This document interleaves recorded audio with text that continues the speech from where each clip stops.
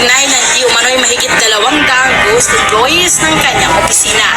Ang reklamo ay nagmula mismo sa opisina ni dating Mayor Alfredo Lim. Every 15 and 30, yung paymaster na assign sa City Council, kumukuha ng cash advance. So, the tune of 5 million or 7 million every payday. O, pagdating doon sa office, sasabihin sa kanya, iwanan mo na yung pera, iwanan mo na yung payroll, bumalik ka na doon sa opisina mo, kami na magpapapirma. Anong ibig sabihin noon ngayon? Na may tao na nagtatrabaho pa sa City Hall pero hindi kumukuha ng sweldo o talagang walang tao? Talagang walang tao dahil sa investigasyon namin, yung iba doon at siyempre patay na. 4 years or 5 years ago, yung iba naman nagtatrabaho sa Middle East, mga OFW.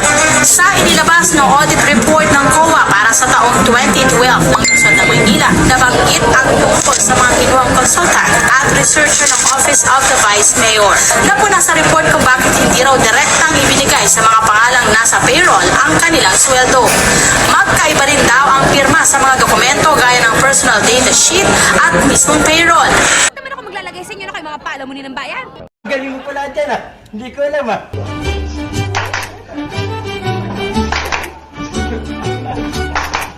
Ha ha ha ha ha ha ha ha ha ha ha ha ha ha ha ha